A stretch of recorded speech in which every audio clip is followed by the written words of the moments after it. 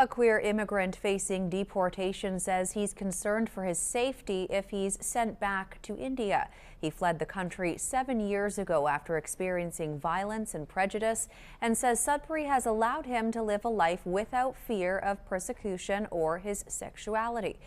CTV's Amanda Hicks has the story. I've never felt more hopeless. Over the past few years, Tarun Godara has applied multiple times to extend his visa to continue living in Sudbury. His applications rejected due to changing policies. While he was saving up to apply again, he received a call from the Canada Border Services Agency. I get a call from CBSA because I worked for 2 to 3 weeks without a work permit. I was not aware of that. Last week, Godara received a deportation notice for April 16th, a thought he says is terrifying. He says he was sexually assaulted and faced prejudice in India for identifying as gay. While the country's law prohibiting homosexuality changed in 2018, Godara's lawyer, who has extensive experience representing the LGBTQ+ community, says homophobia is still very prevalent in the country. There are incidents of violence that the police do nothing about, sexual assaults that the police do nothing about.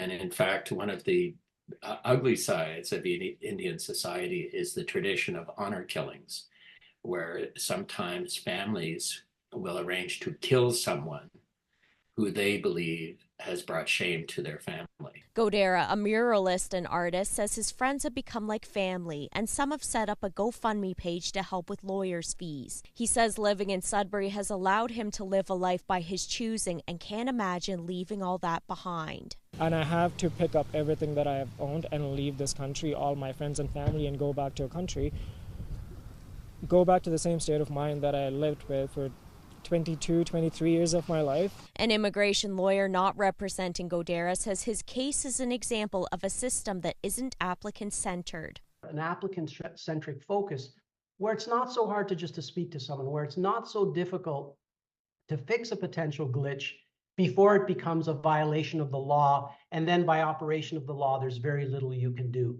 With the April deadline, Elliott plans to fight Godara's case in federal court, and Godara has applied to stay in Canada on humanitarian compassionate grounds.